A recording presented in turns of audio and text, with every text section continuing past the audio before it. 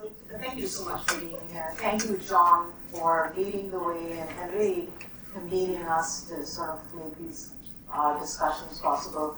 I'll tell you, so much of life is wanting to feel like you belong, right? We all long to belong, and I think these sort of gatherings sort of help us reground ourselves, think about where we've been, and really be able to connect the dots better and understand ourselves. Angela was incredibly inspiring. A lot of what she said is phenomenal. So with that, I just want to get right back to business. And welcome everybody. Lovely to see you. And I think this topic of AI and women in AI and how we can transform the game and change the game is critically important.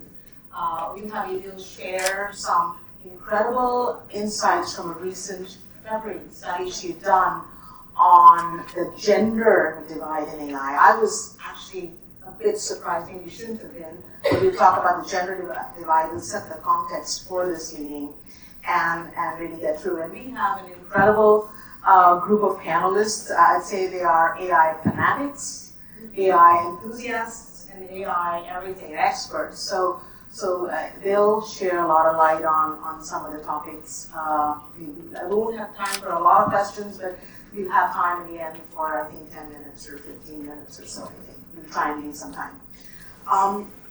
With that, maybe we begin with just intros. I'll let everybody do their own intro and start with that. And maybe a piece of thing in your intro would be, how you're connected with AI and how you see the AI world.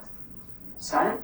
Happy to kick it off. I'm Amy Chou, Chief Operating Officer and Head of Product at Addition Wealth. We're a fintech company, so we build financial products to help people make the most of their money.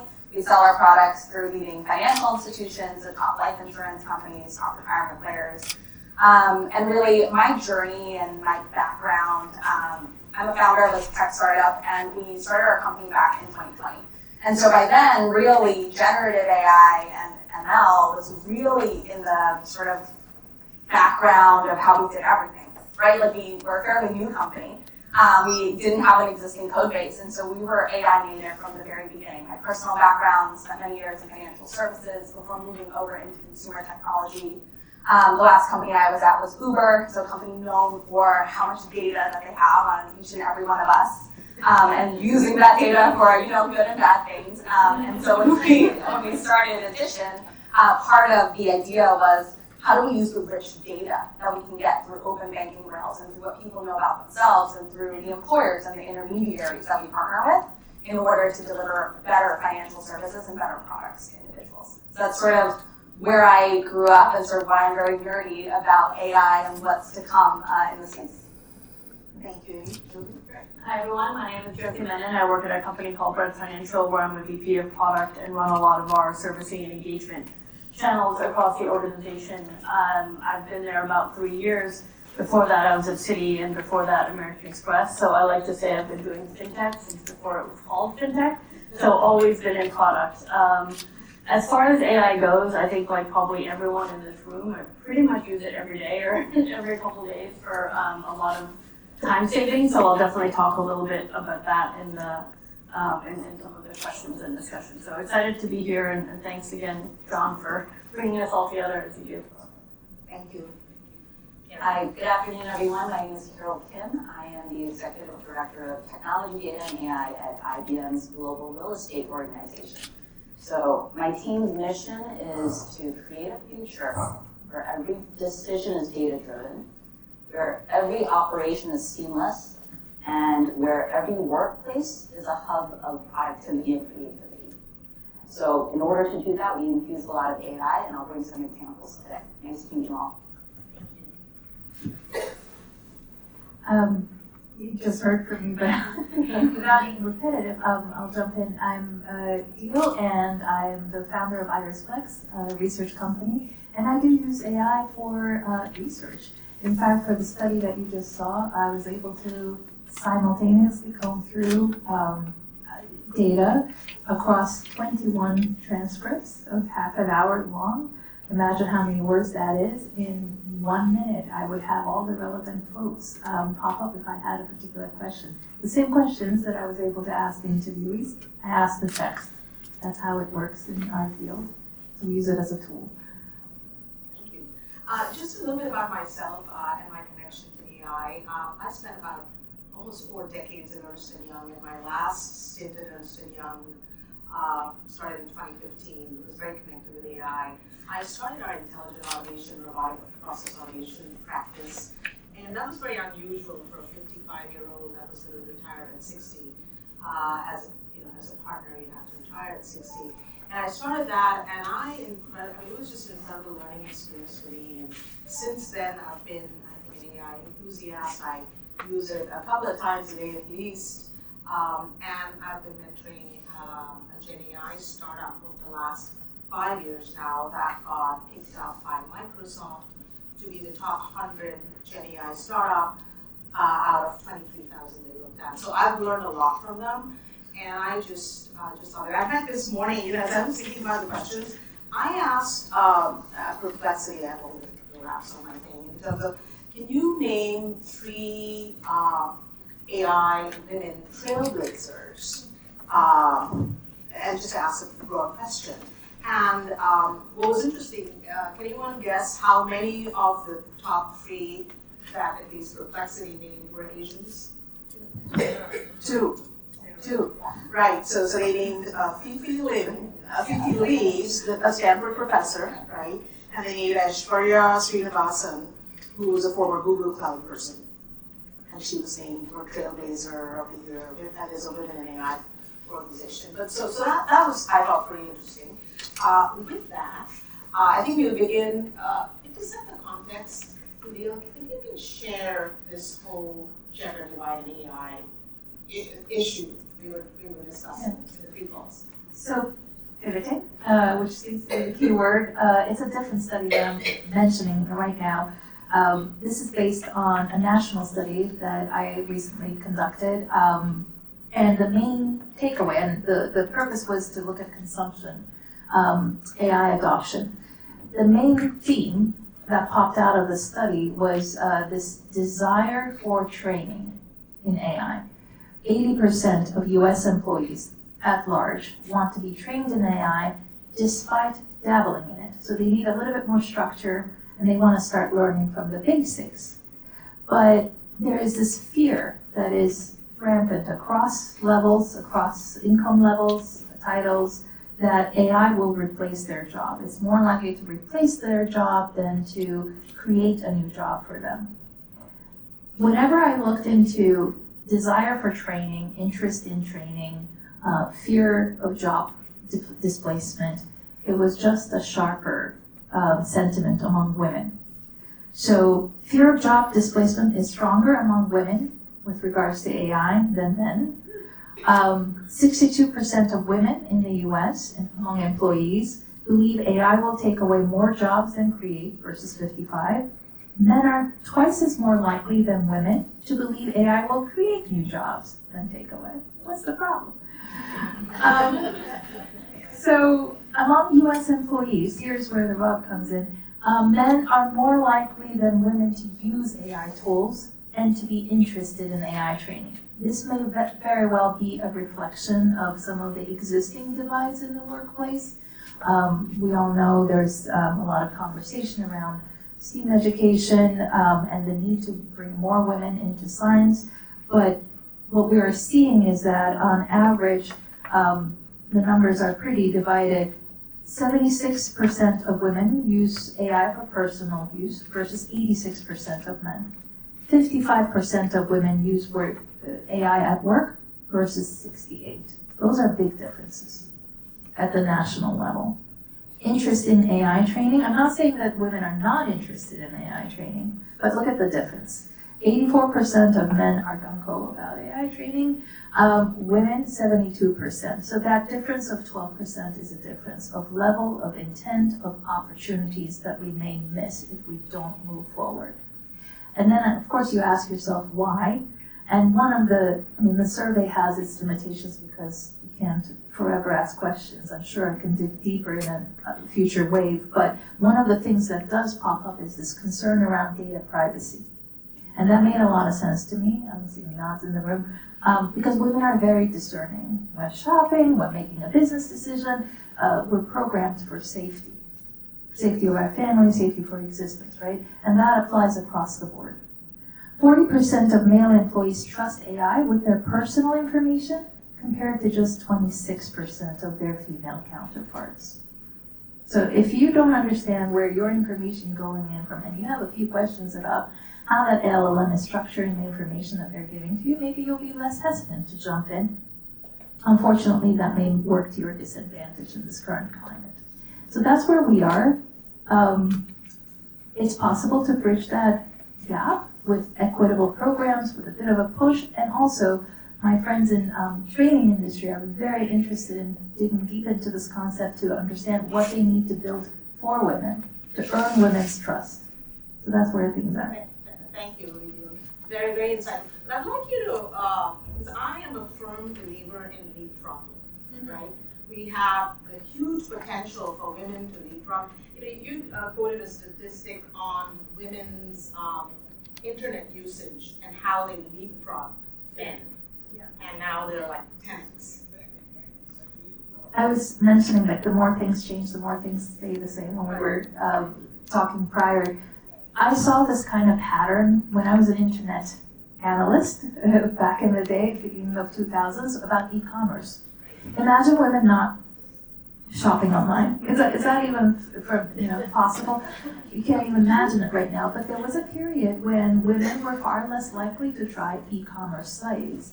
And the primary, and this was a causal relationship that we had uncovered, they were afraid to give their credit card information. They didn't want identities to be stolen. So that was the primary barrier back in the day. Of course, when you have the budget and the purse holders holding off on e-commerce, it kind of is a head twister, but over time, I guess people used it and felt safe about it, and there were better solutions also.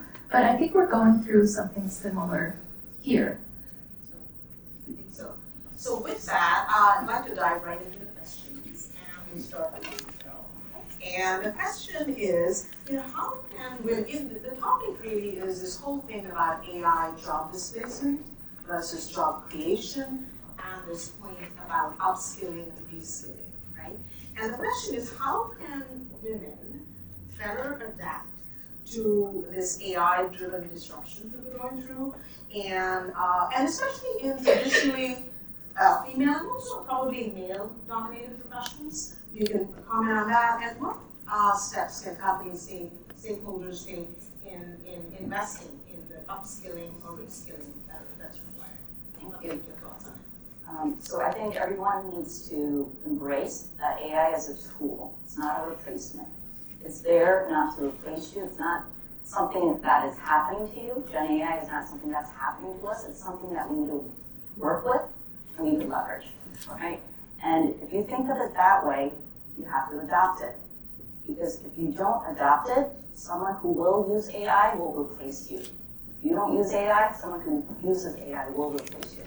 So then what do you have to do? You have to upskill, right? You have to learn the limitations, the functionalities, and the capabilities of AI and how it can help you in your current job role or wherever you would like to apply it. And if you think about AI right now, a lot of it takes care of automating our mundane, repetitive tasks so that you can focus on complex and strategic stuff. It's supposed to help you, right? So, and we talk about job displacement, but AI actually does create a lot more jobs than you would think. In the World Economic Forum, they said by 2030, they're going to have a shortage of around 85 million cybersecurity workers. Okay, that's a big number. So my recommendation is everyone is dabbling with AI right now. Go to your IT department and go to data office, raise your hand and say, how can I participate in a data project or an AI project that you're working on? How do I get my hand involved? How do I get to use one of your products that you're sampling or testing? let me implement it in my workplace or my processes. And I think that's one way you could go about it. I know there was a lot of talk about how traditional jobs around customer service, HR, and marketing that is dominated by women was being overtaken by AI. I think of that as we have home field advantage, right? We know that process inside out. So if we are able to figure out how we can leverage AI, we will become the natural leaders in that field and be able to stop bias, stop data privacy issues, cybersecurity concerns, stop a project. Okay? Be the leaders and then support those who are following you along on the journey. Let's get that advice. Thank you. I really believe this whole thing about experience, the more experienced you are, the more you've seen, the more processes you've gone through, the more details you've gone through, makes you much more suited for AI and much more suited to be a prompt engineer, which is sort of this thing that's come up, which is basically about asking better questions and digging deeper. So I really think we do not have any barriers, and we shouldn't be creating any barriers for ourselves. So with that, Jyoti, same question. Yeah, great, thank you. It's interesting, we're talking about AI now, but if we all think about this phone that we all carry and do everything in, we've also adapted to technology over time. I remember growing up when we were going on a trip, my parents would go to AAA. We'd get that like trip tape thing for some who remember. We have people of different ages here, right? And you'd have this in the car, they'd highlight your one route, and that's how you got from point A to point B. Going to college here in New York, when I was there, not everyone had a cell phone. It was still, the free calls at night, you had to pay for every text. So you would leave a voicemail for a friend on their room phone that they could check and tell you where you were, right? Since then, we're literally like, oh, I'll see you in 10 minutes at such and such place, here's the location, and we do it all from our phone. So let's not forget how much we as people, as women, have adapted with new technology. It's not just about AI, it's just the next new thing. And so I think there'll be something else that we don't even know has been created. So that's just one general, people are sort of afraid, but don't underestimate all the change everyone in this room has adapted to. So going back to build on what was said in terms of the workplace a little bit and the skill set, I think part of it is the time you get back, right? I just think about very simple tasks, right? We have meetings, we've got co-pilot recording. Before I go back to my notes or someone on the team has to go back and type them out and send them, right? We don't have to do that anymore, right? Are they perfect? Absolutely not. But you're not starting from zero. So you get the time back to then go and listen to that YouTube video about how to use AI and how to have better prompts. So that does give you the time back. I'll maybe speak for everyone here. I wouldn't be surprised if any of us went to it, ChatGPT, to get some suggestions to answers to questions, right? I'm okay with that, right? It's not like we're copying and pasting, but just think about these little things that are saving you time in your day job. And again, going back to the companies, I think it's really important that we encourage our teams to take the time and get the tools and just try them, right? What's the worst that's gonna happen? You get bad notes. Okay, no big deal, you might have had worse notes before anyway. So I think those are the types of things as companies, as individuals, is do not underestimate your ability to learn and adapt. That's great. I'll tell you one of the things I did, this was about last year, I need to refresh it again.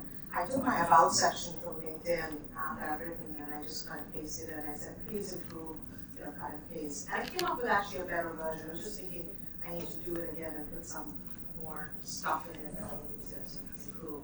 But that's a very simple thing, and I don't know how many people have done it. I do it for all kinds of crazy things every day. Probably use it 3 or 4 times a day. It's just so much fun. Okay, with that, I just want to pivot a bit to a different kind of question that really talks, and we go to you, Amy, just changing gears in terms of AI leadership and this whole thing about there aren't enough women in AI and R&D, right? There aren't enough women in so many sort of traditional fields that are growing. You talked about algorithmic bias, etc. So how do we, and strategic fields that I think are going to shape the future of how, where we're heading. How do we really create an environment where we, as women, aren't left behind, and how we can sort of participate and actually be leaders in this AI revolution That's one part. And the second part is how do we create opportunities, going back to what Idil mentioned in her study, to sort of create close this gender gap in AI. What are some of the examples that you could share? Yeah, it's a great question. I think actually a very scary problem to me. So I'll share one thing. People much smarter than me have said that we are still at the very beginning of the AI revolution. We are like in the, like we use the Web 2 analogy where the computers are still the size of this room, and we're still in the super early days of AI. And so I hear all the time from people like, oh, I'm already too late. Like I'm already behind on X or Y tool. Oh, my company is already behind on X or Y. And really, I think we need to have a shift. We are all not behind. There's still so much to be developed and so much to come in this space. And so it's never too late to dive in, to upskill, and to invest in yourself. Whether it's for professional or personal reasons, I think AI has the ability to change just how we do all the things, right? Both work, but also like play and personal and all of that. And so the fears that I have with AI are that, yeah, in the R&D space, a lot of the people that are actually building the base like LLMs, right? The people that are at OpenAI, et cetera, like it's not really representative of the people that might be using or might be the consumers of the products that are being created, that are being built on top of their base layer. And really, like what I see in at least software development, coming from my own background, is there are really wonderful organizations, groups, VCs that are focused in growing diversity in technology development, that are very focused on bringing more women, more diverse voices into those rooms and into developing the core infrastructure that we are all building our own technologies on. And so I think it's important to continue to invest in those organizations and to participate, just like we all are today, taking time out of the day to have this conversation and to bring the diverse rooms together to have these types of forums. I think very tactically though, so like what is the thing that you can bring to your workplace or your team and whatnot, is I think building the muscle around how to use AI. So for my teams that I lead, we have a rule. Every single Friday, everyone has to go into ChatGPT and actually prompt, like what are 5 things that I can use AI to do next week? And then from that prompt, based on what you did the week before, it uses all of your data. It actually will just give you ideas. And then if you want to upskill in a specific area, like just ask the AI to help you come up with the ideas of how to best use the AI in your work. And I've actually found for people that maybe don't have the time to sit down and read the book and to attend the thing and to go to the conference, that just using the tool and getting a very quick answer was a good starting point. A starting point that was very easy, independent, and not overwhelming for individuals. So I think we have to all build those muscles and encourage the people on our teams to start doing those things. Number 2, I think for all of us as we're sort of building our teams, our companies, our products, it's to not forget that there is this like gender bias. There was a D&I leader who was saying that maybe computer science, right? You're taught as a computer scientist to not build for these like edge cases. You're only building for the happy path, and like that is how you build software. But really now with AI and all the different ways we can process the data, maybe we can be more holistic in how the models intake data, and we don't leave out large groups of people as the outlier. So I'll push anyone that's on the technical side of the business to really think in that way as you're developing this like next stage of software. And then the last piece, also very practical, AI agents, agentic workforces. The way that we've been thinking about it at our company is every single person should have an AI agent to help them do their work. And if you can have your AI intern, that's kind of a force multiplier, right, on you, your work. I know it's easier said than done, but if you can bring together a group and start thinking about like what are the processes, what are the manual things that you are doing in your job, how can you just automate like one thing every single week and just keep moving forward in that way, and you'll find over time you've actually built something really powerful. Great examples, thank you. So with that, maybe Carol, we just moved to this whole AI-powered world and this, the workplace flexibility stuff we talk about, work-life balance, etc. I wonder, with AI and with the remote work stuff and with people working from home a lot more than they used to, with AI tools, does AI enable remote and flexible work really truly enhance women's ability for work-life balance? So that's one thing we're always talking about, work-life balance, how do we use tools, etc. Does AI and AI, what are the two sides of the coin? That would be one question.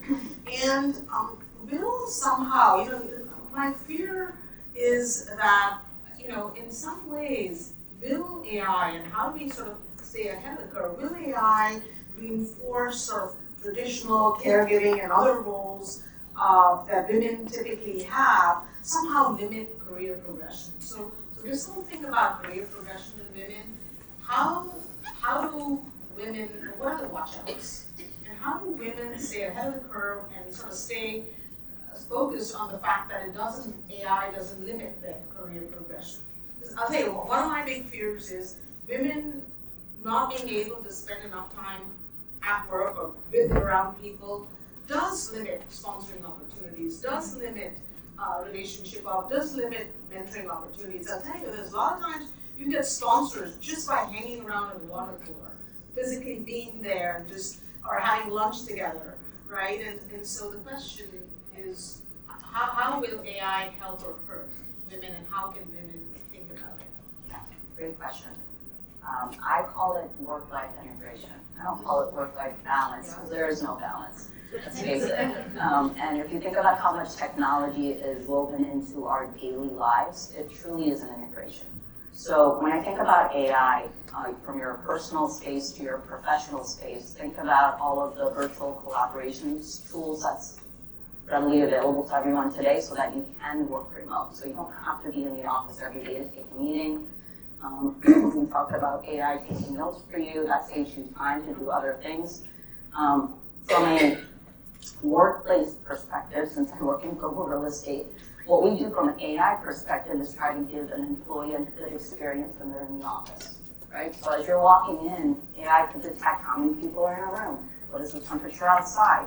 What is the, how do I adjust the temperature level? Do I lower the shades? What is the sound level in here? And adjust accordingly, right? So things like that is supposed to make everyone have a nicer workplace experience. And that also can contribute to you being more effective when you actually are in the workplace to get more work done, so that you can go home earlier and do work remote and take care of other things in parallel. I don't necessarily think you have to pick one or the other. I think it's all about balance, right? Just because you have more time, if you choose it to do house chores, that's your choice. Because if AI gave you more time and you chose to invest that time into learning more about AI, that's another choice, right? So I think AI is giving everyone the flexibility and the ability to use your time more wisely, work in an environment that's supposed to be more reflective of your needs, right? And a lot of the employee workplace experience, we monitor occupancy and utilization because we care about carbon footprint, we care about electricity, power usage, and if that floor is not being used, I want to turn it off, right? Save the environment. So things like that is truly, there's a great impact of AI that's bringing to the workforce, and I think everyone should take leverage of it and use it wisely. Use your time that you get back through AI to invest in yourself is what I would recommend. With that, any thoughts? I mean, from my perspective, I think very similar to what Carol was mentioning. If you get time back, always invest in sort of that upskilling. I would say that in the workplace, pushing others, I think, to think about it too, right? Like if you identify others, see around the corner, a lot of people here are leaders of their organization. And something that we found to be, when we were first thinking about the Gen AI, let's say the generative AI, right? Like when ChatGPT really became this like big, well-known thing. People were scared because they didn't feel like they had time to due diligence it properly and like really understand if it was correct. And in the beginning, it would actually hallucinate and give you incorrect answers much more frequently than it does now, though it still does it now. But what we did was we were like, take 10% of your time and just put it towards figuring out, like play around with it. Like we're going to just like give you this play time. We can add it as like a core part of your evaluation. And I think by baking it in as a responsibility and not just as sort of like a side, sort of up to every individual, you can kind of make organizational steps in the right direction on that, in addition to, of course, individuals like upskilling and using it on their own. I'll tell you, this sort of reminds me of one of the conversations I was having with a board member. We were heading to one of our board meetings, and we were looking for a new internal audit director for the company. And as we were sort of driving, it was just like a 5-minute drive to the meeting, I thought, let me just, the gentleman who was driving was somewhat older than I was, hadn't probably ever used ChatGPT, etc. But I thought, let me just go back and look at, what are the qualities of an internal audit director we should be looking for. So just asked ChatGPT the question, and our 5-minute drive, we literally got 10 things, and I read them back out to John and said, John, these are some of the things I think we should be looking for. And they were so well crafted, so good, etc. Are we missing anything here, John? From all your past experience. I mean, he didn't think there was anything. But what that basically said is HR, all job descriptions, every job description should be run through. Please improve and cut and paste what you actually have to see if any one of these comes up with, any one of the generative AIs to come up with a better and a more a better improvement. That should be baseline. Every company should be doing it just to see if there's something new. I think about how many applications there are in the workplace and just so many things. It's almost limitless. And I'm just like fascinated with this new world. I mean, just incredible. It's like being a kid in a toy store. You're looking for questions and you're just asking questions, all kinds of questions all day long. So it's a lot of fun, I think. But with that, I mean, Jyoti, any additions, any thoughts? And I'd love to have Idil also. You were reflecting as some of the questions were being answered. I'd love to have you talk about the same thing, and maybe Jyoti first. Sure. No, I like that a lot of the tactical thoughts, because we are rolling out a lot of Copilot within our standard tool sets, and it's a slow roll, and everyone's starting to get it. And I'm constantly asking my team, did you get it? Did you sign up? It comes with some basic training, which is super fast. Watch some videos, things like that. But it's how are you encouraging it and kind of checking in? Like I like that point. So I was talking to my husband last night as I was working through some of these remarks, and he's like, should you just put that in your goals for the team? Yeah. And I was like, it's goal setting season. Maybe I should. But I felt like those are the kinds of things we don't often think about. Things like AI as a goal, it's just a tool. But in fact, if we don't put it in goals, we're all human. We're not going to maybe spend as much time if something is not attached to it versus just, okay, cool, I guess I should do it, find that 10% of my time. But if it's tagged to something you have to do in a year. So that was one, I think that's a interesting sort of takeaway as we go over here. And I want your office set up. That changes the temperature. We have one office room in our office, and always 1,000 degrees. We need to talk. Fun fact, you said this chair was uncomfortable. We pick these on purpose, so you don't sit here all day. Right? Like there's certain spaces with furniture that we break out, so you don't camp out there all day. It's fascinating space. Starbucks should be doing that. That's people get their I was just, I'm fascinated by this idea of time shift. And I wrote about this and got remarkable response from the readers. I didn't expect to. But this, the people who are most likely to benefit from being able to reduce redundancies at work so that you can put more time to home are women. Because we're all juggling so many different roles beyond our job titles, right? And when we ask this question, like imagine a world where, thanks to AI, work week is reduced from 5 days to 4 days. The leading answer was spending more time with friends and family. Nobody wants to do more work. Not nobody, some 20% said, yes, I'd like to shift it to additional projects, get an extra gig, or catch up on work. But it's not your favorite choice.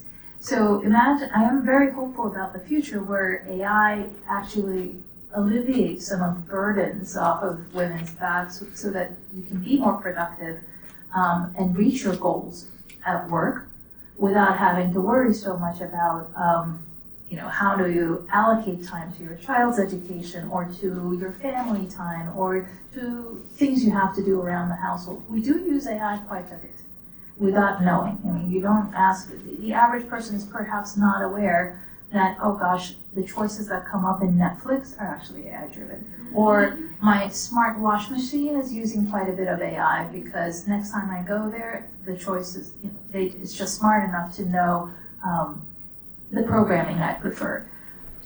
That's where I think we're going to see a lot of growth because women are actually using it and they're smart with it. It's just maybe the average person doesn't realize that they're already using it. But this time shift, I think, is going to greatly benefit women and really release them to do what they wish to do.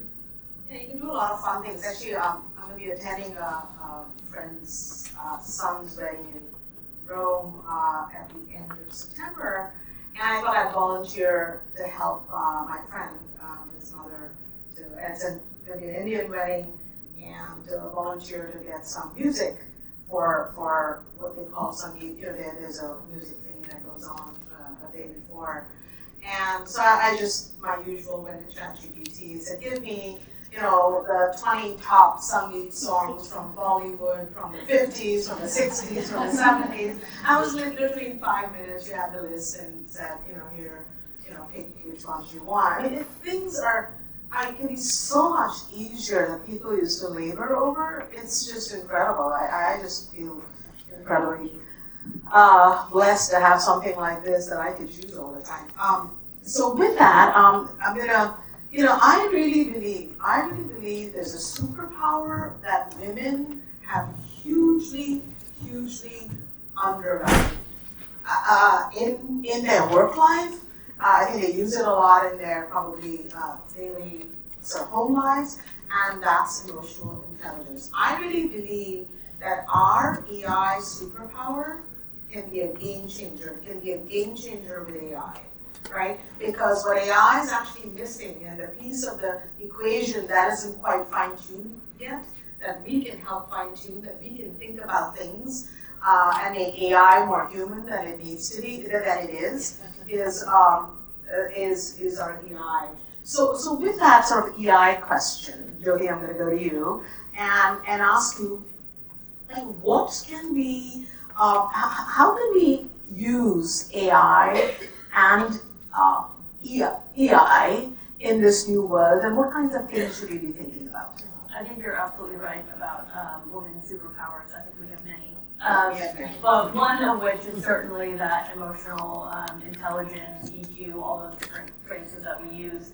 And we heard it a lot in the research as well, right? How we take through the cultural background, bring the business professional, side of it, and sort of spit it out to be the best that we can be for our teams, our companies, etc. So I think one thing we always have to remember, and I say this a lot, is we're all human. We are not machines and we are not robots. So how we interact with each other, regardless of what the ChatGPT says, like you said, you read out, the type of role, but you didn't just copy and paste it. Right, you had the discussion, is it the right thing? And we also have all of our learned experiences in discussions, right? So if someone just sent me, here's, A, B, and C thing, we've been product for a long time, as I said, we think about, here's the 10 things we want to build. That's great. How do we now take that out and appreciate, is it something our customers want? I may use it, but if no one else does. So how are we taking input from our current customer experience, from research, from so many other things, to then bring it to life? Right now it's thought starters and I think enhancers on the other side.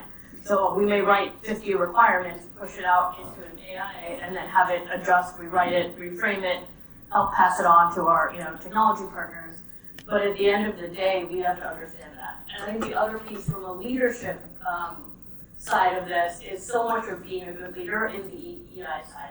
Right? You can get leadership tips, right? I'm sure we can all go again in our phones right now and say, what are the top traits of leaders? But that doesn't mean you'll do them or showcase them, right? I'm sure we all read a lot of books about what we should or shouldn't do. So how do we then take everything but then translate that into the workplace?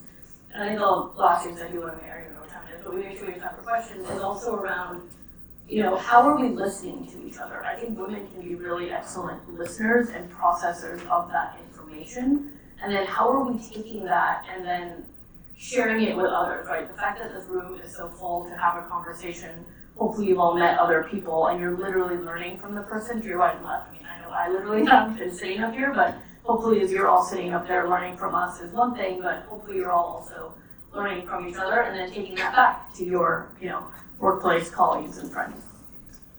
Thank you. So we're going to have just one final question for each of the panelists before we go into questions. Is can you give us one example of how you're actually using AI at a personal level and also in your career? Sure.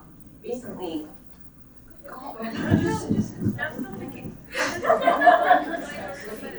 Recently, I used AI to plan my trip, and it was amazing. It gave me prices, recommendations, like hotels, restaurants. But you have to be very specific, right? And you have to play around with the prompts. I went to Greece and Athens and Crete, and it gave me a 10-day agenda, and I think I followed 80% of it. It was awesome, and you keep telling it what I don't like, what I do like. I don't like walking, I like I do hiking, and it'll adjust, and it was fantastic. Work, I'm gonna give you a global real estate one. So when we do maintenance for anything related to changing a light bulb or doing like a HVAC U-Haul, right? We put in what you call a work order. And we're using natural language processing, an LLM, to have it read the description and properly attach a problem code to it. Because a lot of people who are entering this, they don't know if this is a software issue, a hardware issue, is this a plumbing issue? So then it gets it wrong or puts it as other. So, and then also there's all these duplicates. So you don't want the same technician going to fix the same problem twice and be charged twice, right? So by doing this in less than a year, we were able to go from 55% other categories down to 8.8%, right? That saved us over 10,000 hours of manual workload to sit there and read through it and attach the right problem code to it. So that was one of my recent AI examples. Most recent one is ask for financial advice to DeepSeek. And I am fascinated by conversational AI where, it will feel like literally a conversation with another person, that almost like I'm finding, and I work, at home, I'm on my own, and I feel like I'm getting emotional ties to my co-pilot. But this time I switched tools, and I think that's the point I'd like to leave you with, that it's also kind of cool and interesting to try different tools. Perhaps not all of them are accurate all the way. DeepSeek, when I asked the same question about, how should I invest? My child is about to go to college in 6 years. How should I change my investment strategy? The tool, I was about to think of it as a persona, picked on my worries and my under-tenors, and then started talking about me as she's a little worried about, but it was very interesting, quite different than the answer I got from ChatGPT, yet different than the answer I got from Copilot. So I would encourage playing around a little bit and comparing the results. It's kind of fun because they all tap into, you would know better than I do, but please correct me, but they go into some of the similar data sources, but then each tool is a little different.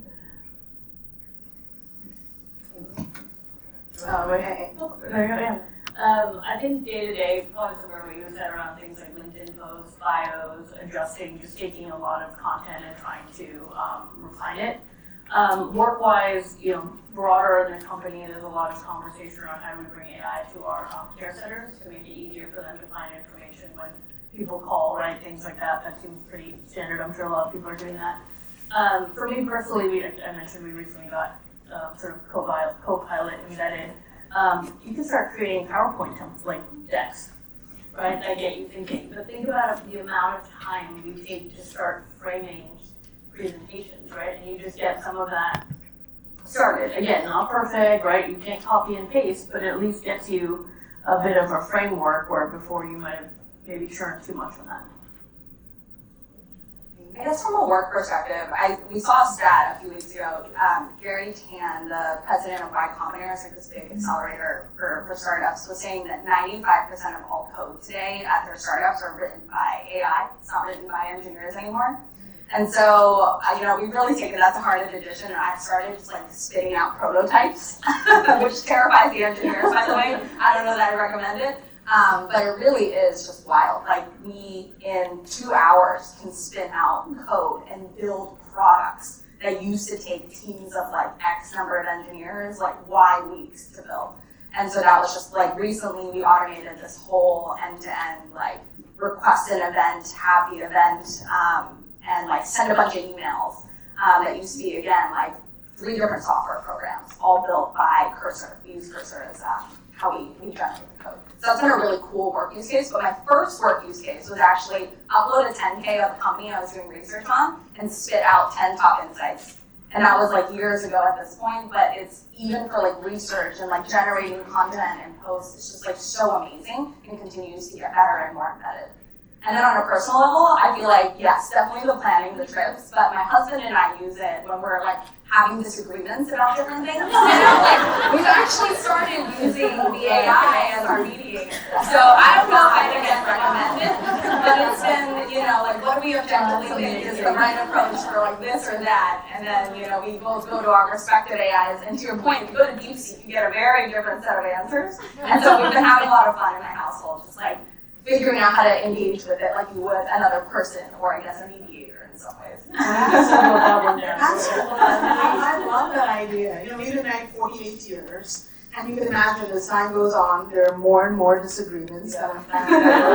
So that's a great one. I love that. I was just asking my husband if the apps on his iPhone, because he keeps going to his laptop and going to whatever.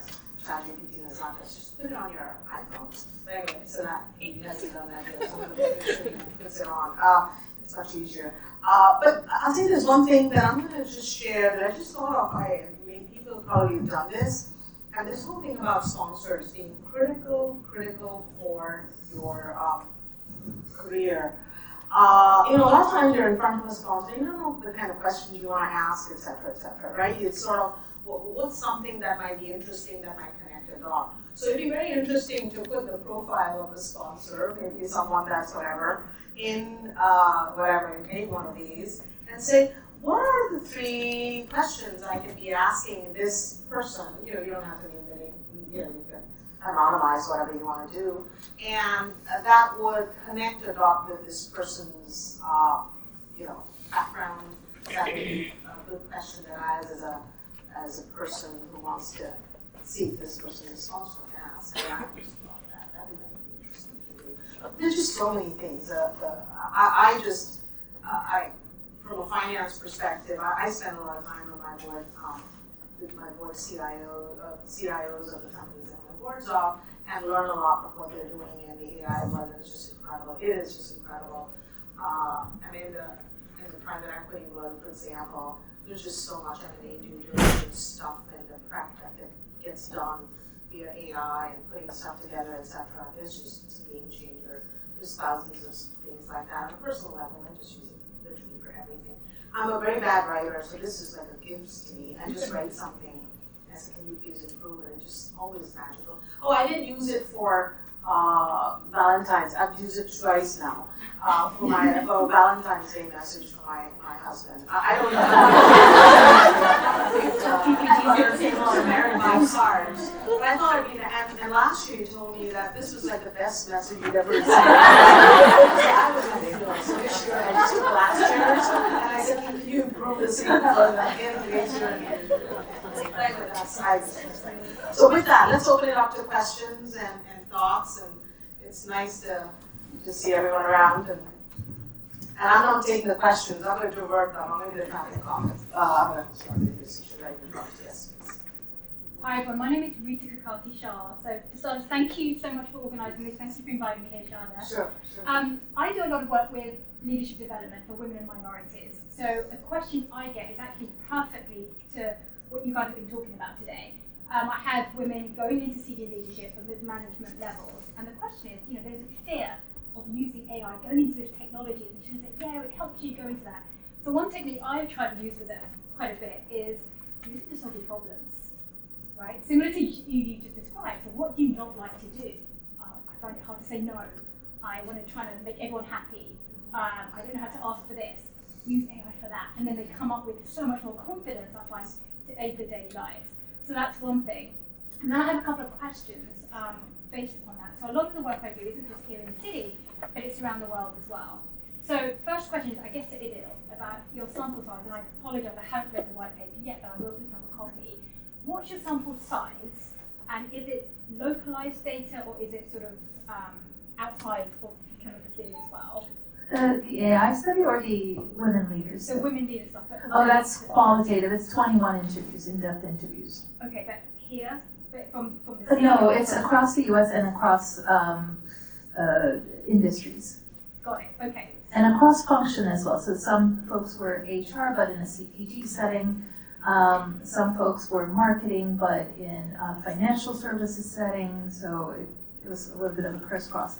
That I wanted to emphasize the qualitative nature of it, not to dismiss the integrity of it, because I was speaking with a sample company and mentioning their job is to give samples to studies like the AI study that I mentioned.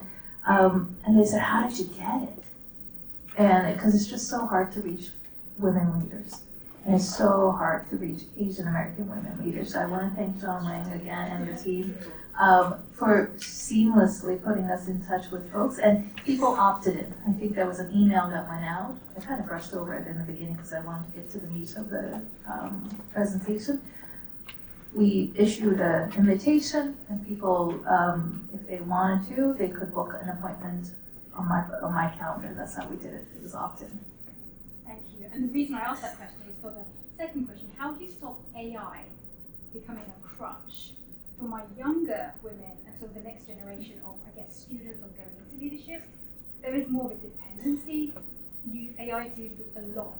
You know, sometimes I hear conversations from younger students just with, you know, they're not interacting with humans anymore, they're interacting with their DeepSeek buddy, and they've got names and stuff. So when you say this is a persona, you must forget sometimes this is actually not a person. How do you stop it from being a crutch so they actually remember to realize that these are the fears that some of the older generation women had? What if, what if? I've seen it and I've heard some stories where that has happened a little bit, so question to all of you, okay, on that. I guess, I was gonna say, I think, I don't know if it's controversial, but I think it's okay if it's a crutch, because if you think about it, like our phones are a crutch, and we're doing fine, right? Like I don't know how many things in a day I Google, I look for maps, I look at restaurant reviews, whatever it is, so I'm less worried about it being a crutch as such, because we all probably have so many tools we can't even think of that we use as, you know, that crutch, if you will. I was recently watching a video around education and how professors are afraid of that, right? You're gonna go home, you're gonna do ChatGPT and put out a report, but it's how do you like flip the script? So instead of like your homework being go and write some report and send it in, your homework is watching the lecture. In the classroom, it's the discussion. So the same thing in the corporate world, we all probably have crutches to get our data, Google, whatever we use. But when we're in a meeting, you don't have that luxury of, hold on, let me like look this up and then come and give you an answer. And I do think, you know, there's also been a lot of conversation around, as you have younger people, are they learning the skill set, right? It goes back, I think, to the emotional intelligence piece, which is much harder to teach. And that's what you'll start to see separating people of the, I think at least, versus the folks who are just like, cool, I can do the task and submit the code, submit the financial report, whatever, that's great. But I think to really move up and grow and become a leader, that's where that, again, in the broadest term, right, that EI and leadership skills come in. You have a chance for another question, a couple more questions then. We have 10 more minutes. Okay, sure thing. Please. Many of you might know me. I'm Lucy Chan. In AABDC as a volunteer for many years. I'm also an executive, former executive from IBM, and I'm doing a lot of volunteer work right now, right? So one of the things with AI coming, I was saying, okay, how can I use my leadership skill to do something with it without knowing a lot of technology, okay? And leadership really is have some informed opinion, and you can get other people to rally about some idea, and then make progress on either making change or solving problems. So, this is really amazing. That's why I want to share. I said, right now, what's going on? Our country, democracy around the world. And And I said, okay, if I want to have a point of view, I want to conduct some conversation to make sure democracy continues. Right? How is AI going to help it? I have no idea. So I go to AI and ask the question. It recommended me to read a book. I just started reading it, so I cannot tell you I'm learning it yet. The book said, Why AI Undermines Democracy and What to Do About It. So I'm going to spend the next 2 months learning this, want some opinion. I may go knock on doors to our congressman and senator and say, do something about it. It's a great line. I think what we need is continuous intellectual curiosity, and just ongoing. And I think that in itself can just help. I mean, there's all kinds of issues that can happen, but that's curiosity. So go. Let's go that question first. The lady in the Great. Hi. Thank you so much for this. It's very helpful. One question I had is around just looking through the studies or looking at the women leaders. One of the points was made about being vocally respectful, right? Speaking up at high profile, high stakes meeting and not waiting for all the information to be there or being 100% certain before speaking up, right? So how have you used, or how do you see using AI can contribute to that, can help that, right? Helping Asian women overcome maybe that challenge.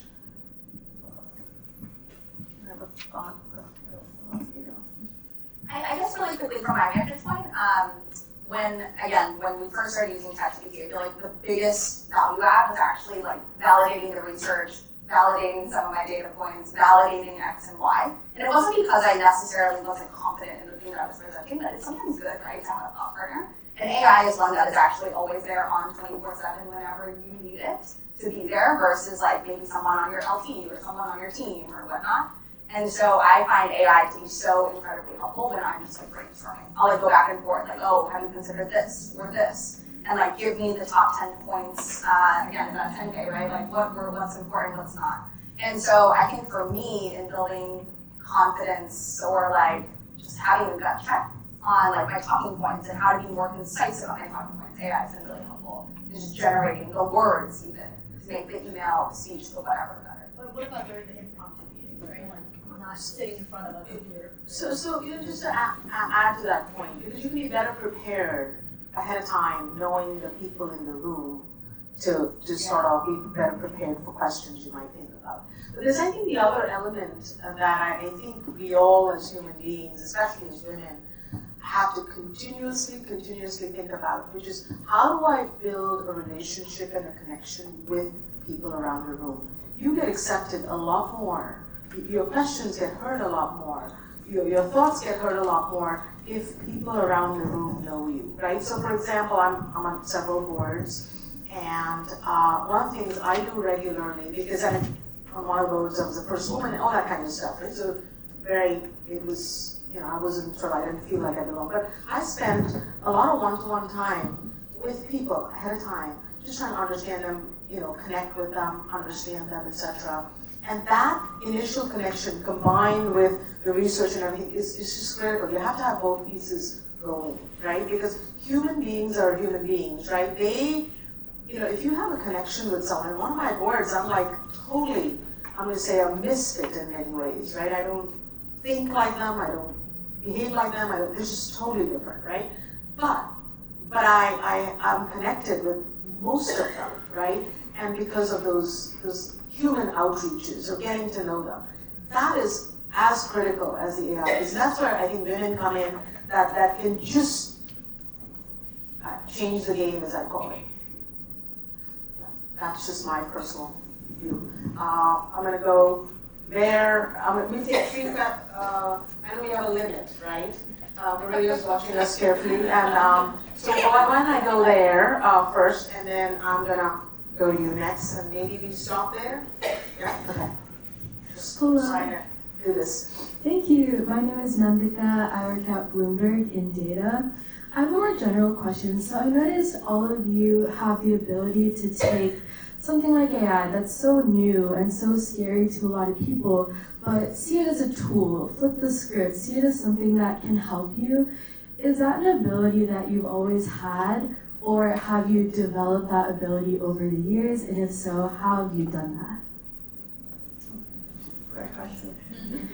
See, I have no fear of change. I am an immigrant. I wasn't born here. I didn't go to school here. I didn't understand most of this stuff. I think at 18, I was like, I had 1 year knowledge that a 1-year-old would have here. So I just know nothing. So to me, I've just been wired, as Angela said, with no fear of change, no fear of anything. What can go wrong? I'm already in an environment that I didn't grow up in or was brought up in. So maybe that's helped. I don't know, but and I think the other thing is my parenting. My parents always, and they continue, my mother's 89, she continues to think I can do a lot more than I can.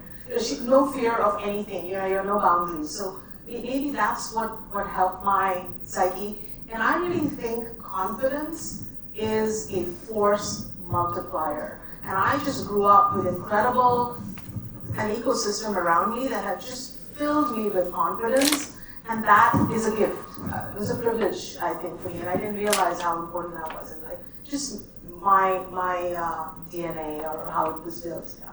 One thing to add is curiosity. I think that's something that's just really important. Like, I'm an early adopter for gadgets, and it's like a silly thing, but it's the same thing. Like, just curiosity, I think, is important. I'll add creativity. Right? That's one of the major things that makes an AI project successful. And I too am a data nerd, right? Like, I get excited when I find data-driven insights, and that's like the same thing with AI, right? You implement AI, and you're like, whoa, you could do this and save me this much time. That's what excites me, and that's what compels me to look more. Okay. Thanks. No, I'll just quickly add, I went to an all-women's college, and because they gave me a fantastic scholarship. It wasn't that I was seeking that kind of environment, but it did speak to me, to my feminist side as well, but confidence is also practice, is what I mean. In a setting like that, you get to do everything yourself, from your math homework to moving your own boxes. Like, there's no guy to lean on to.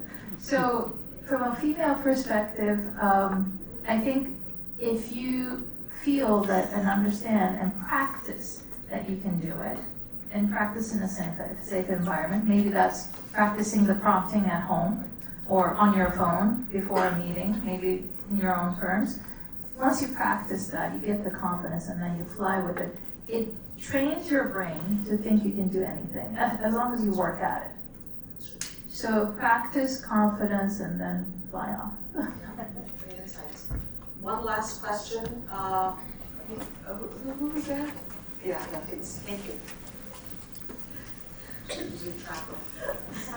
As we are discussing about the AI product, so I was actually asking ChatGPT. Like, I asked him, so right now I'm in a women leadership forum, and we were discussing about AI. Could you just generate some interesting questions for me to ask? I get one interesting question is as AI reshapes industries, is there any skill or trait that you think will make women irreplaceable in this world? I go back to emotional intelligence. Yeah. I know we talk about the tool, but I think it's what we do and how we do it that differentiates us.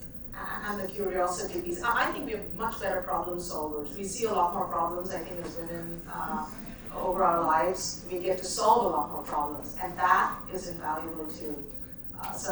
There's so many things. I'll tell you, we just are, I think we have so much potential that we can, like I said, lead from. Yeah, people always say that, sometimes AI can feel like a solution looking for a problem. A lot of companies are just like, oh, do the AI thing and throw together the AI task force to solve random things. But actually, AI is most effective when you have a problem and you use AI to solve that problem. And so, to your point, women surface problems and insights, I think, more than any other group. Yes.